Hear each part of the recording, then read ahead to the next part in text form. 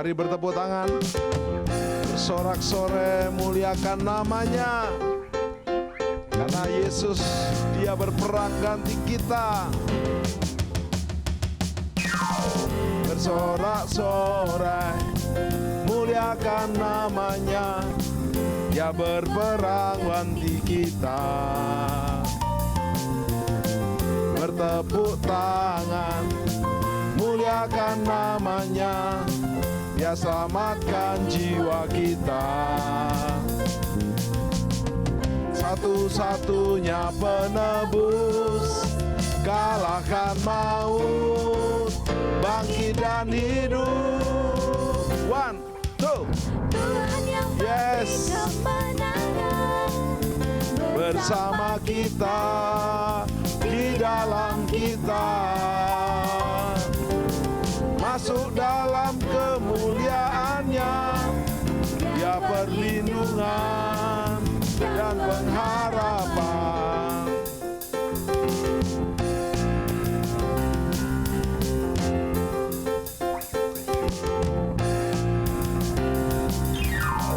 Bersorak-sorai, muliakan namanya.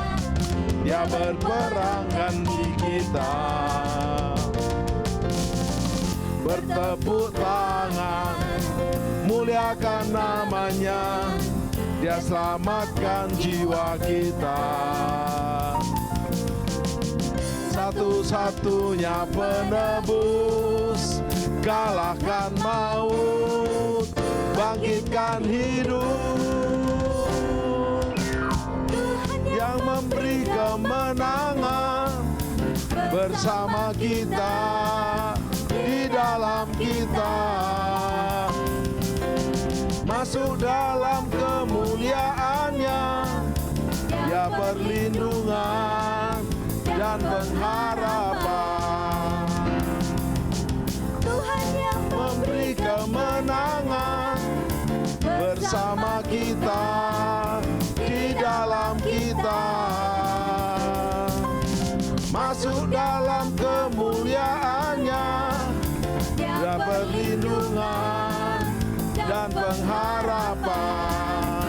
Dia perlindungan dan sekali lagi Dia perlindungan. Dia perlindungan dan pengharapan. Tepuk tangan bersama-sama, sorak-sorai. Yes, yes, tepuk tangan, sorak-sorai. Tuhan Yesus berperang bagi kita. Kita menjadi lebih dari pemenang.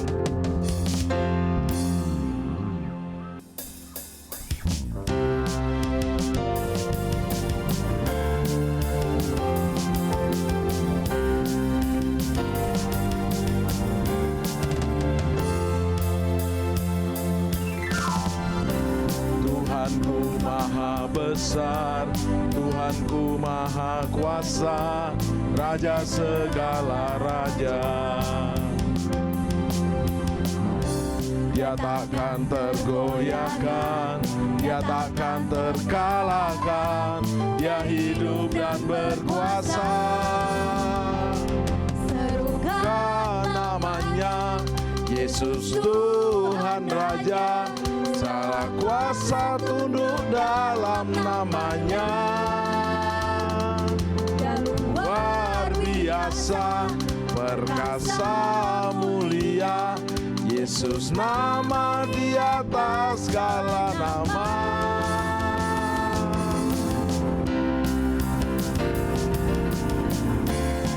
Tepuk tangan semua, sorak-sorai.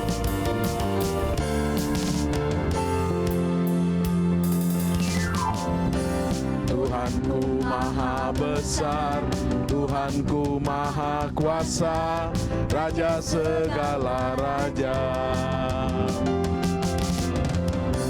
Dia takkan tergoyahkan, Dia takkan terkalahkan.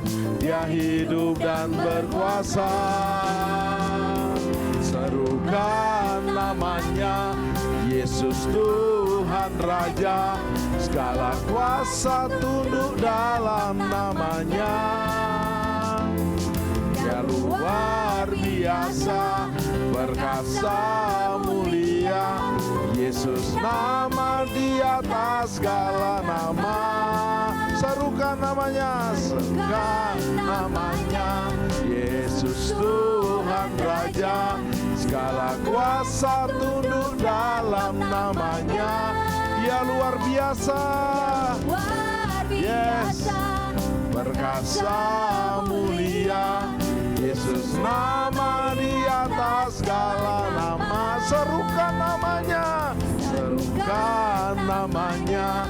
Yesus Tuhan Raja, segala kuasa tunduk dalam namanya. Dia luar biasa, perkasa mulia. Yesus nama di atas segala nama. Yesus nama di atas segala. Sekali lagi Yesus nama. Yesus nama di atas segala nama. Yes, Yesus nama di atas segala raja. Haleluya. Yesus nama di atas segala nama. Yes, haleluya. Sorak-sorak.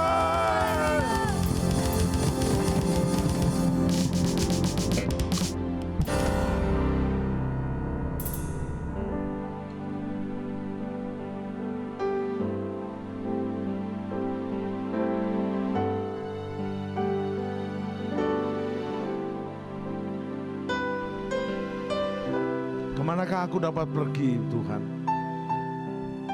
Menjauhi roh-Mu yang suci. Kau sahabat, Kau dekat.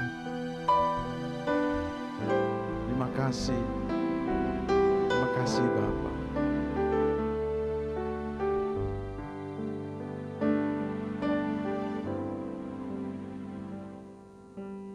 Kemanakah aku dapat pergi, menjauhi roh-Mu yang suci. Kau sahabat dan Kau dekat.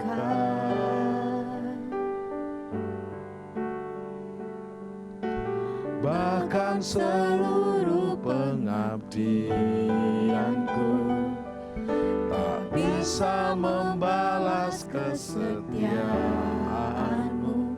Sungguh mulia dan berharga.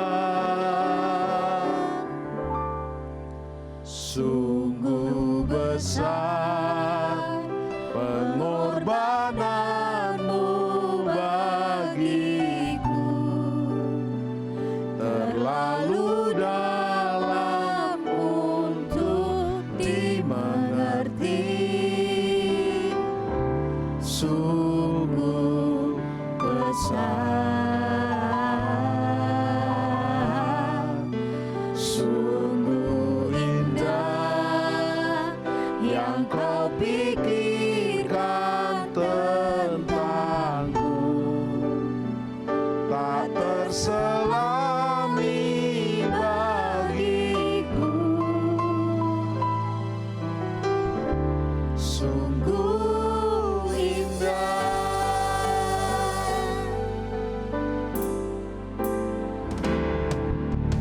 Kemanakah aku dapat pergi, menjauhi roh-Mu yang suci. Kau sahabat dan Kau dekat.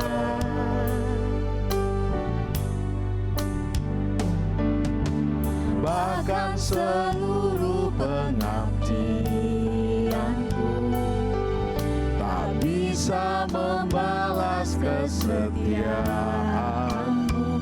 Sungguh mulia dan berharga.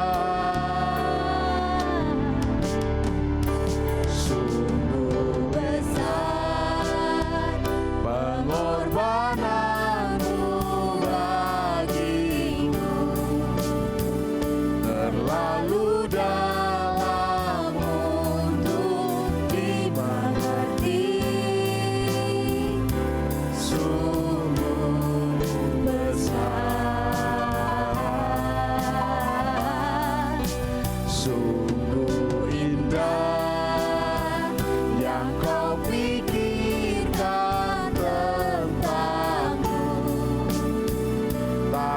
terselami bagiku.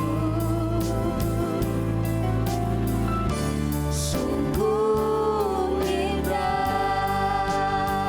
Sungguh besar, sungguh besar pengorbananmu bagiku, terlalu dalam untuk dimengerti.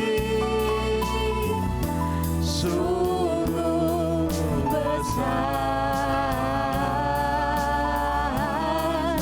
sungguh indah yang kau pikirkan tentangku, Tak terselami bagiku.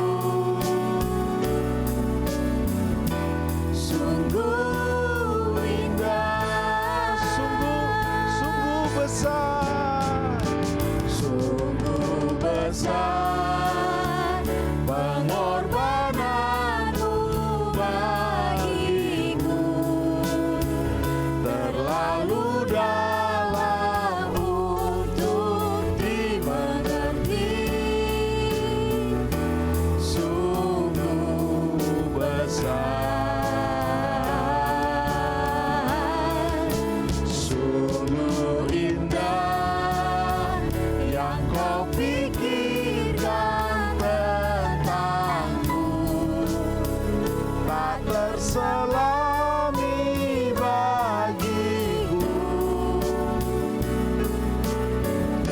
sungguh indah, Sungguh indah, sungguh indah, sekali lagi katakan dengan iman. Sungguh indah, haleluya, sungguh indah. Sungguh indah bersama Yesus selamanya. Haleluya, haleluya, haleluya. Terus dalam hadiratnya, terus dalam kemuliaannya.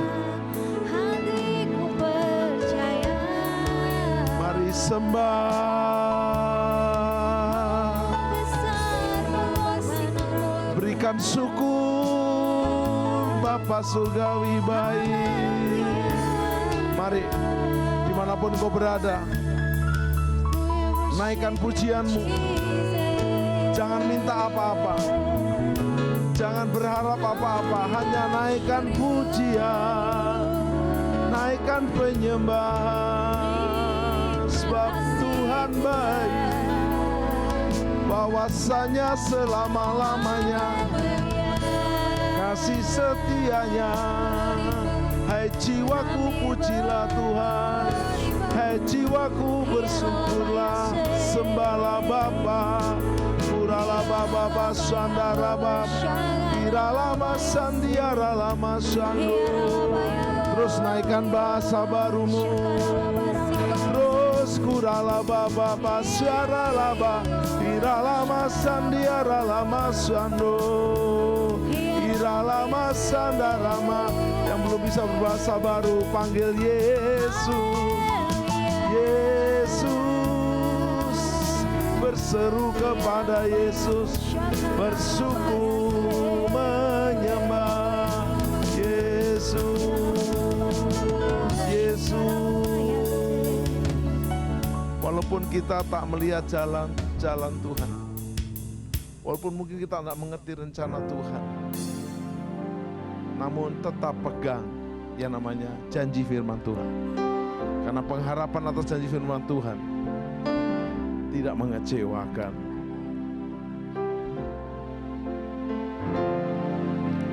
saat ku tak melihat jalanmu, Saat ku tak mengerti rencanamu, namun tetap ku pegang janjimu.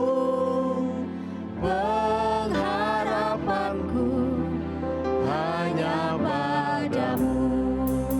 saat ku tak Saat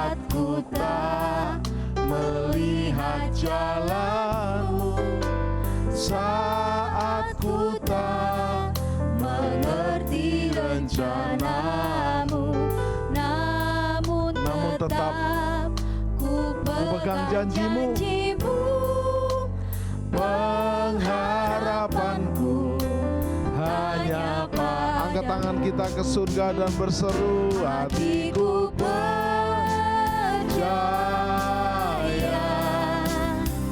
hatiku percaya,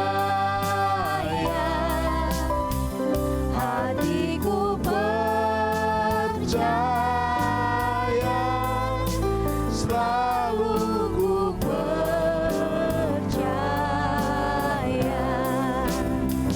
hatiku percaya, hatiku percaya,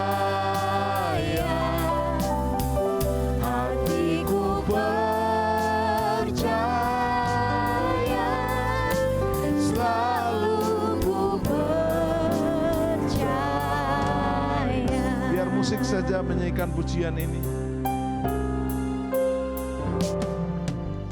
Saat mungkin kita tidak melihat jalan Tuhan, saat tidak mengerti rencana Tuhan, ingat, terkadang rencana-rencana Tuhan itu tidak langsung gamblang diberikan seperti master plan, tapi dia menuntun langkah demi langkah, tahap demi tahap. Nuh hanya disuruh membangun bahtera. Setia selesai baru hujan turun, dan seterusnya. Musa hanya disuruh menghadap Firaun, tetapi waktu mereka taat dan percaya, janji Tuhan sempurna. Mari angkat tanganmu dan katakan, hatiku percaya, hatiku percaya, hatiku percaya. Hatiku percaya, hatiku percaya, hatiku percaya, selalu ku percaya, selalu ku percaya, selalu ku selalu ku percaya. Mari sembah, buka hatimu, izinkan firman Tuhan melawat hidupmu, sebab janji firman-Nya gak pernah gagal. Hatiku percaya, selalu ku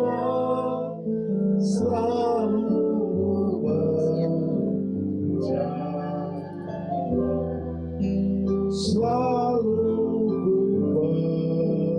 percaya. Tepuk tangan, hatiku selalu percaya. Happy Sunday semua.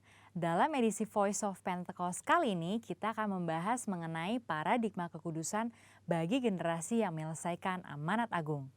Menjaga kekudusan kadang-kadang dianggap sebagai hal yang kuno, bahkan membebani. Benarkah demikian? Apa arti kekudusan yang sesungguhnya? Kekudusan adalah karakter dari Allah yang paling menonjol yang memiliki makna keterpisahan. Salah satu contoh ketika Adam dan Hawa sebagai manusia pertama jatuh di dalam dosa. Mereka harus keluar dari Taman Eden. Hal ini menunjukkan bahwa Allah yang kudus harus terpisah dari manusia yang tidak kudus. Dan juga terpisah dari segala sesuatu yang bertentangan dengan keseluruhan karakter Allah itu sendiri. Akan tetapi kekudusan Tuhan bukanlah hanya kekudusan yang memisahkan dan menghakimi segala yang tidak kudus, melainkan juga menjangkau manusia yang berdosa dan memberikan pengudusan bagi mereka. Maka dengan itu ada 3 paradigma kekudusan. Yang pertama, kekudusan itu indah dan didambakan. Kita dapat melihat bahwa seluruh ciptaannya sungguh sangat baik. Dan kata baik juga mencangkup segala pengertian seperti keindahan dan kedambaan. Dalam Mazmur 96 ayat 9 dikatakan, sujudlah menyembah kepada Tuhan dengan berhiaskan kekudusan. Kata berhiaskan kekudusan menunjukkan bahwa kekudusan adalah hal yang mulia dan indah di hadapan Allah. Kita sebagai manusia baru di dalam Kristus sudah seharusnya memandang semua hal yang berasal dari Tuhan adalah hal-hal yang kudus, hal yang baik, indah, menyenangkan, dan didambakan. Pola pikir bahwa hal-hal yang tidak kudus membawa kenikmatan seharusnya kita tanggalkan. Sebagai insan Pentakosta yang hidup bergantung kepada Roh Kudus setiap saat, sudah selayaknya kita mengalami kemenangan dari kedagingan. Yang kedua, kekudusan itu menular dan menyebar. Paradigma yang baru tentang kekudusan juga dinyatakan dalam kehidupan dan pelayanan Yesus. Dalam pelayanannya, Yesus sering digambarkan berada bersama dengan orang-orang yang najis menurut Taurat. Dalam Lukas 5 ayat 12-14 dikisahkan bagaimana Yesus berjumpa dengan seorang yang penuh kusta. Orang tersebut meminta kepada Yesus untuk menahirkannya, yang kemudian diresponi oleh Yesus dengan menjamahnya dan berkata, "Jadilah engkau tahir." Dan Alkitab mencatat bahwa orang tersebut menjadi tahir. Ketika Yesus menjamah orang yang sakit kusta yang najis menurut Taurat, Yesus tidaklah menjadi najis. Namun sebaliknya, kekudusan Yesus terimpartasi kepada orang yang sakit kusta itu dan mentahirkannya. Hal ini selayaknya memberikan paradigma baru dalam kita memandang kekudusan, yaitu kekudusan itu menular dan menyebar. Yang ketiga, kekudusan menjangkau banyak orang. Dengan pengurapan Roh Kudus, maka sudah seharusnya kita menjangkau orang lain dan menularkan kekudusan tersebut. Kekudusan bukan lagi hanya sekedar yang penting saya sendiri yang kudus.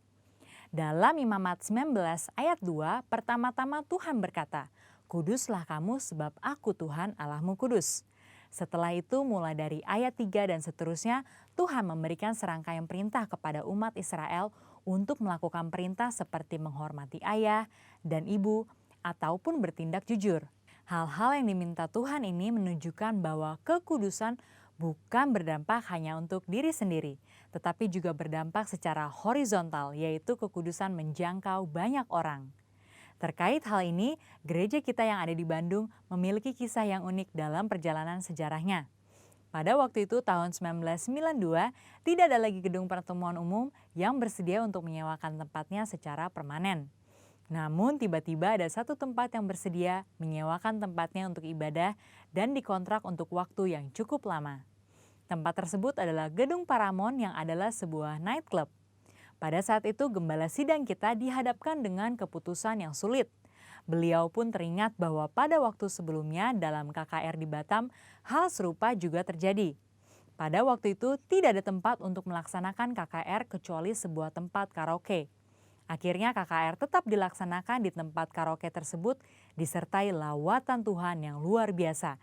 Karena hadirat Tuhan tidak dibatasi oleh tempat atau apapun juga. Pada akhirnya gembala sidang kita menyetujui penggunaan Gedung Paramount untuk menjadi tempat ibadah minggu. Meskipun tempatnya aneh menurut manusia, tetapi hadirat Tuhan memenuhi tiap ruangan ibadah dan lawatannya pun terjadi setiap minggu. Banyak orang bertobat dan jiwa-jiwa bertambah hari demi hari. Wow! Kesimpulannya, Tuhan sedang memanggil kita untuk hidup dalam kekudusan guna menyelesaikan amanat agung.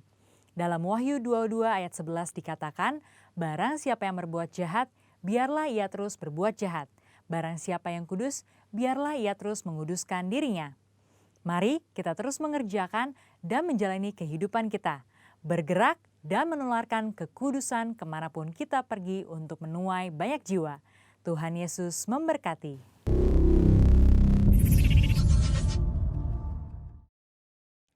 Salam miracle.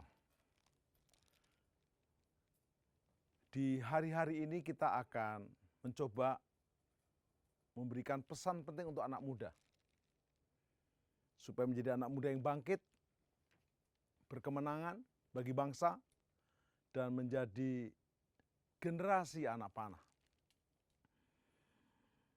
Saya sangat percaya anak muda tidak pernah jatuh lalu tergeletak, tetapi akan bangkit dan berjaya. Saat ini kita akan menggali bersama-sama, belajar menjadi generasi anak panah. Kita akan belajar dari nats kita di Mazmur 127 ayat yang keempat. Seperti anak-anak panah di tangan pahlawan, Demikianlah anak-anak pada masa muda. Jelas dikatakan di sini bahwa anak-anak muda adalah anak panah di tangan pahlawan. Kalau anak panah di tangan Pegadaian beda ceritanya. Anak panah di tangan preman beda ceritanya. Tetapi kalau anak panah di tangan pahlawan, powerful. Seperti anak-anak panah di tangan pahlawan, demikianlah anak-anak pada masa mudanya. Saudara yang masih muda atau berjiwa muda, saya ini tidak muda lagi tapi berjiwa muda. Boleh. Dan belum terlambat untuk kita tetap menjadi anak-anak pahlawan. Anak-anak panah di tangan pahlawan. Presiden pertama Republik Indonesia, Bung Karno yang kita kenal, berkata dengan lantang dalam pidatonya, "Beri aku 1000 orang tua, niscaya aku akan cabut Semeru dari akarnya. Tapi beri aku 10 pemuda, niscaya aku akan menggoncangkan dunia." Insinyur Soekarno. Tanpa mengurangi rasa hormat kepada senior-senior, tetap orang muda itu powerful. Anak muda itu powerful. Bukankah Insinyur Soekarno dan juga Bung Hatta diculik oleh anak-anak muda di Rengas Dengklok untuk dipaksa memproklamasikan proklamasi Indonesia pada tanggal 17 Agustus 1945. Insinyur Soekarno berkata jelas, "Berikan aku 1000 orang tua, niscaya akan kucabut Semeru dari akarnya." Tapi ingat, dia juga mengatakan, "Berikan aku 10 pemuda, niscaya akan ku guncang seluruh dunia." Pernyataan ini menggambarkan betapa pemuda dapat melakukan hal-hal yang besar dan dahsyat. Kita tahu Indonesia mengalami penjajahan cukup lama. 3,5 abad ditambah lagi 3,5 tahun. Walaupun bedanya jauh tapi kualitasnya penjajahannya sama, beratnya.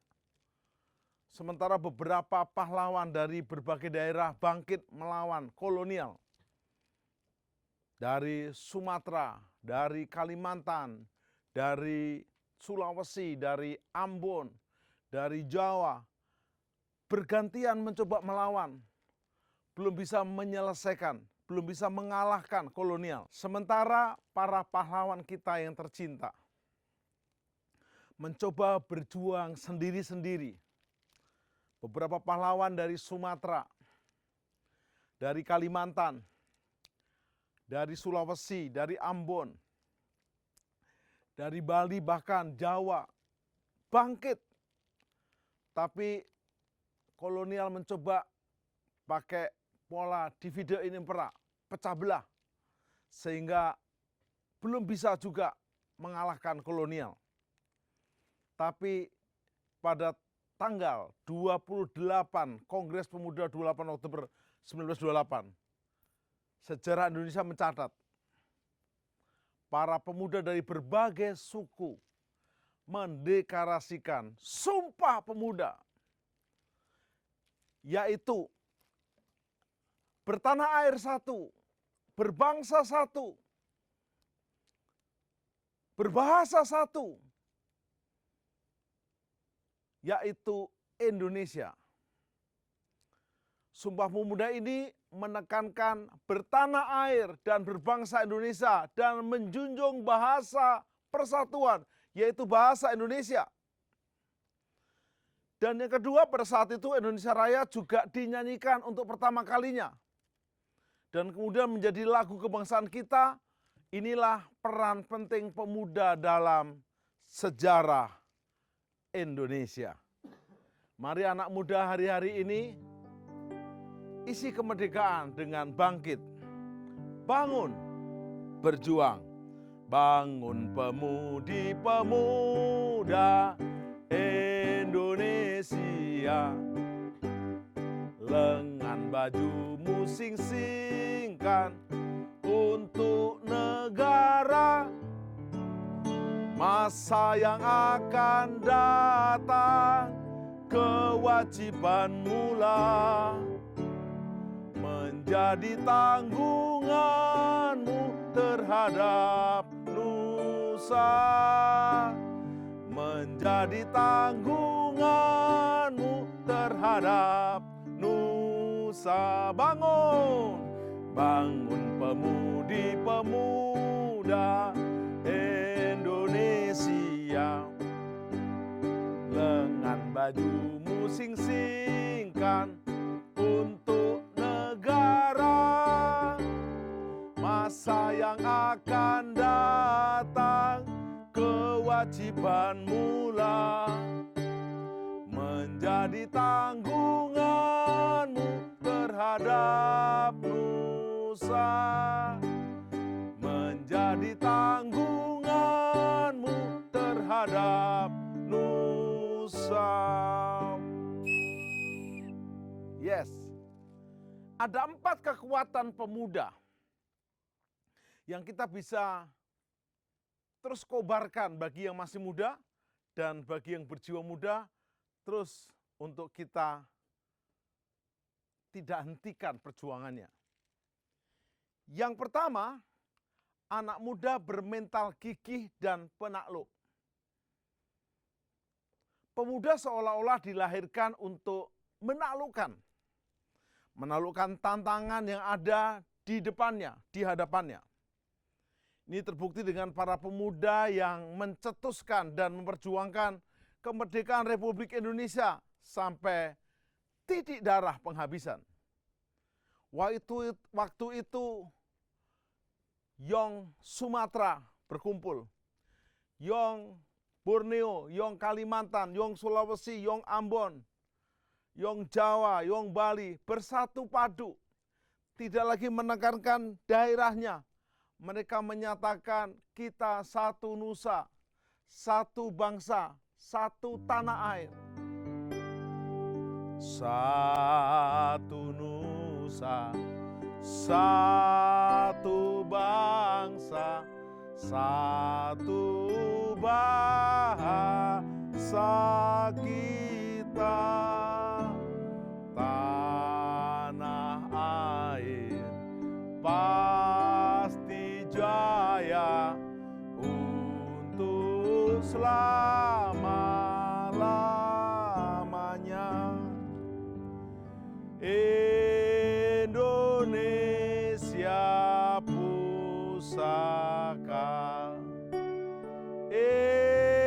Indonesia tercinta, nusa bangsa dan bahasa kita bela bersama. Banyak tokoh-tokoh kitab suci juga, anak muda adalah penakluk. Begitu masa Musa udah selesai, Yosua yang masuk.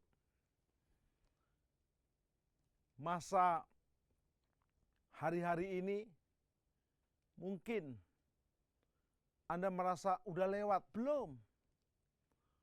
Mungkin usiamu nggak muda lagi, tapi semangat mudamu ayo kita bangkitkan. Bermental gigih dan penakluk dalam hal mencapai cita-cita bangsa, cita-cita diri. Ini saya agak sedikit berbelok dikit, tapi ini juga contoh. Lihat anak muda yang sedang jatuh cinta.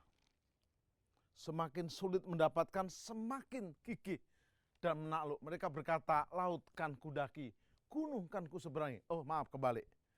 Laut kan kuseberangi, gunung kan kudaki. Demi cinta. Bagaimana karena Yakub cinta kepada Rahel, dia berani bekerja 14 tahun total. Hari-hari ini saya dan saudara, dan dia berkata 7 tahun kemudian tidak terasa karena cinta, penakluk, dan gigih. Yang kedua, roda penggerak bangsa. Ketika berbicara tentang pemuda, terdapat sebuah kalimat yang cukup melekat pada pemuda, yaitu masa depan suatu bangsa ada di tangan pemudanya. Di Indonesia usia produktif antara umur 15 sampai 64 tahun. Puji Tuhan saya masih di bawahnya, masih masuk di sini. Senang sekali. Rentang usia pemuda ini ada di antara usia 16 sampai 30. Nah loh, saya lewat dikit. Tapi saya masih berjiwa muda, bersemangat muda. Pada saat tersebut, seorang dapat melakukan dan mencoba banyak hal. Explore ini, explore itu. Termasuk memberikan kontribusi untuk memajukan bangsa. Kita tidak perlu lagi melawan kolonial, tapi kita akan mengisi kemerdekaan yang telah direbut dari kolonial. Untuk apa? Bukan menjadi pengisi sejarah saja. Apalagi korban sejarah, jadilah perubah sejarah. Merubah sejarah bangsamu, kotamu, pulaumu, akhirnya bangsamu. Anak-anak muda dan yang berjiwa muda, roda penggerak bangsa anak muda. Karena itu pastikan anak muda hari-hari ini jangan terlelap. Jangan bosan dengan era pandemi. Berjuang, tetap kreatif, tetap bekerja dari rumah. Atau mulai keluar dengan protokoler yang jelas dengan kesehatan dapat sesuai dengan aturan yang ada. Kalau Anda sudah melewati ini, kita akan belajar berikutnya. Generasi muda pemegang masa depan bangsa dan negara. Pemuda identik dengan pemegang tongkat estafet dari generasi sebelumnya. Sehebat-hebatnya presiden pertama, nggak bisa memimpin seterusnya. Harus ada generasi kedua, ketiga, keempat. Sekarang sudah memasuki generasi ketujuh. Tidak harus jadi presiden. Bisa menjadi camat bahkan, lurah. Bahkan RW, RT juga bisa. Banyak juga ketua-ketua RT, RW yang berprestasi. Kepala desa muda yang berprestasi. Mahasiswa yang berprestasi. Yang menjadi namanya pemegang masa depan bangsa dan negara. Jangan Anda punya prinsip yang salah dan kacau. Muda pesta pora, muda kaya raya, mati masuk surga, surganya siapa? Hari-hari ini pemuda adalah mimpi dan harapan generasi sebelumnya untuk menyentuh masa depan dalam kekinian. Pastikan Anda menjadi anak muda yang memegang masa depan bangsa. Kalau kau pemuda gereja, kau masa depan gereja. Saya percaya bukan hanya di bangsa, tapi juga di gereja. Bahkan di keluarga, banyak perusahaan-perusahaan besar hancur karena generasi berikutnya tidak dipersiapkan. Pastikan kita terus melanjutkan perjuangan generasi sebelumnya kita. Yang terakhir, pemuda adalah agen perubahan. Pemuda sering disebut agen perubahan, mereka adalah pelopor perubahan sosial maupun kultural. Perhatikan baik-baik. Dulu waktu para pahlawan berjuang dari pulau-pulau mereka, daerah-daerah mereka, itu sudah hebat. Tapi dengan mudah dihancurkan oleh kolonial. Tapi mereka bersatu, tidak mudah. Anda tahu satu lidi mudah dipatahkan. 100 lidi tidak mudah dipatahkan. Hari-hari ini jangan Anda dan saya menyerah dengan kondisi seolah menekan. Pak, kita di era pandemi, kita sulit. Tidak. Agen perubahan. Para pemuda berani berkata, kita bertanah air satu. Kita berbangsa satu. Ingat, Indonesia itu baru ada pada 1945. Waktu diproklamasikan. Tapi embrionya lahir sejak 1928. Waktu Sumpah Pemuda. Satu nusa, Satu bangsa, satu bahasa kita, tanah air pasti jaya untuk selama-lamanya. Indonesia pusaka, Indonesia tercinta, nusa bangsa dan bahasa kita bela bersama. Yes, satu nusa, satu bangsa menjadi agen perubahan. Hari-hari ini anak muda dan mereka yang berjiwa muda, termasuk saya, usia saya tidak muda lagi, tapi berjiwa muda. Ada 3 langkah menjadi generasi anak panah di hari-hari ini di era pandemi. Ingat, pandemi bukan penghalang untuk kita bangkit. Zaman dahulu anak muda menghadapi kolonial, menghadapi perjuangan daerah demi daerah, menekankan kekuatan daerah. Tetapi mereka berani untuk bergerak dan bersatu. Dan bersatulah. Hari-hari ini jangan diam, apalagi Anda lalu bengong, tidak bangkit. Ada 3 langkah menjadi generasi anak panah di hari-hari ini, seperti di Mazmur 127 ayat 4. Yang pertama, seperti anak panah di tangan pahlawan, demikianlah anak-anak pada masa muda memiliki teladan dan panutan. Dikatakan anak panah di tangan pahlawan. Bapak Ibu tahu, bangsa pilihan Allah dipilih dari seorang sosok anak muda namanya Yakub. Yakub itu artinya penipu. Tapi apa menarik, Yakub si penipu ini menipu bapaknya, menipu omnya, bahkan kalau bisa dia akan menipu Tuhannya kalau bisa, tapi tentu tidak bisa. Dan akhirnya dia hidupnya juga ditipu oleh orang lain. Tapi satu saat dia bergumul dengan Tuhan. Dia berdoa sampai kakinya terpelecok. Dan dia dirubah namanya. Namamu bukan lagi Yakub penipu, tapi Israel, pahlawan Allah. Jadi Israel artinya pahlawan Allah. Kita Israel rohani, pahlawan secara rohani. Hari-hari ini Allah bukan lagi memilih berdasarkan bangsa, tapi iman percayanya kepada Juru Selamat, Yesus Kristus Tuhan. Pahlawan adalah seseorang yang telah melalui banyak peperangan. Mereka adalah prajurit-prajurit yang berlatih siang dan malam untuk persiapkan diri dalam peperangan. Karena itu layak anak muda memiliki teladan dan panutan pahlawan yang senior sebelumnya. Kita belajar dari kehebatan Pangeran Diponegoro, Sultan Hasanuddin, Patimura, Sisingamangaraja, Cut Nyak Dien dari Aceh, Pangeran Antasari. Saya nggak bisa sebutkan nama pahlawan satu persatu, tapi pastikan ada Jenderal Sudirman yang masih muda sekali, memimpin peperangan dan menang.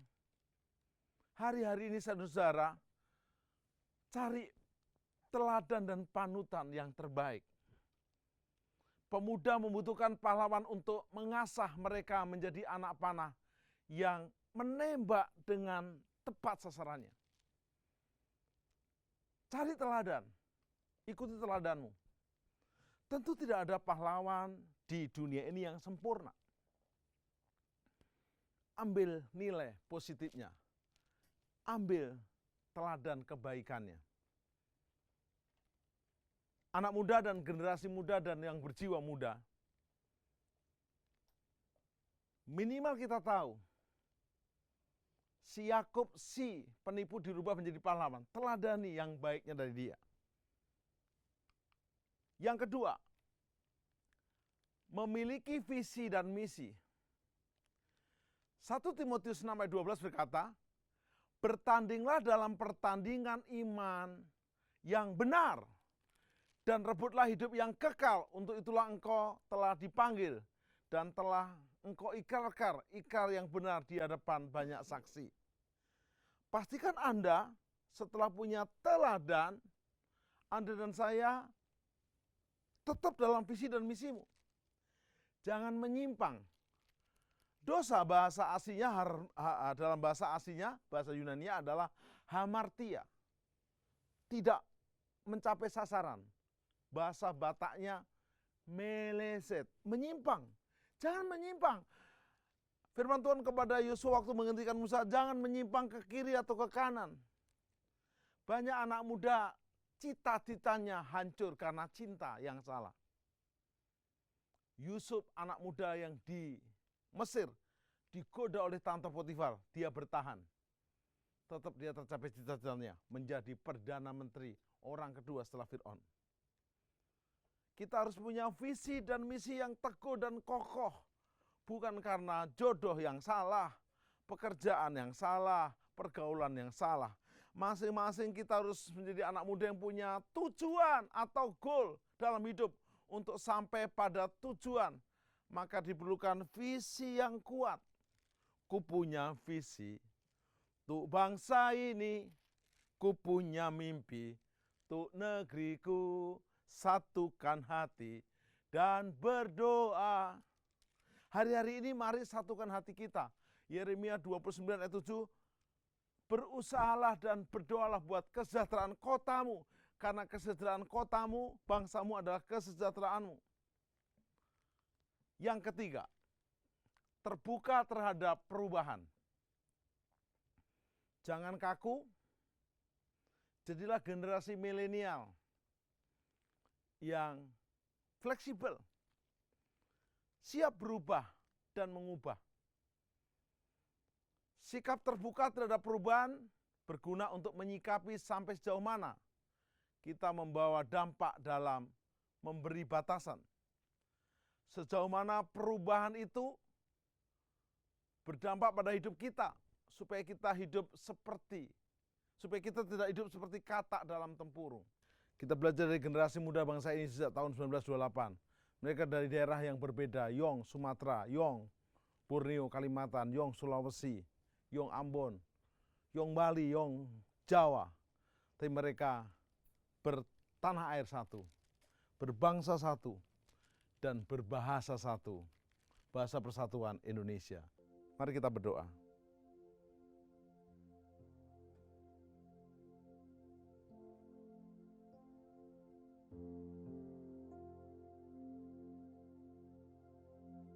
Kami menghormati perjuangan generasi muda bangsa ini. Kami siap untuk bangkit. Bukan menyerah dengan pandemi yang juga belum segera selesai. Kami tahu pandemi hari-hari ini tidak sebanding dengan kolonial yang menekan, menjajah waktu itu. Kami harus bangkit, mengucapkan janji setia kami untuk jadi generasi muda yang siap menjadi agen perubahan, memegang visi dan misi bangsa, supaya Indonesia seperti cita-cita dalam proklamasi, menjadi negeri yang adil, makmur, sejahtera. Hal-hal mengenai kebodohan yang masih tersisa, kemiskinan yang masih tersisa, bahkan korupsi di mana-mana, kami akan selesaikan dengan sesama dengan anak muda yang tidak mau mencontoh hal-hal yang buruk, tapi bangkit menjadi anak muda teladan yang mau berubah dan mengubah. Terlebih kami jadi anak muda yang cinta Tuhan dengan segenap hati dan jiwa kami, akal budi kami, dan mengasihi sesama kami. Bagi kami yang belum memiliki jalan kehidupan, kami mau bertobat, kami menjadikan Yesus juru selamat dan Tuhan kami, jadi kami menjadi anak muda yang punya pengharapan, punya masa depan bersama Yesus. Juga untuk bangsa ini, kami siap mengabdi dan berbakti. Terima kasih Bapa, terima kasih Roh Kudus, terima kasih dalam nama Yesus. Amin.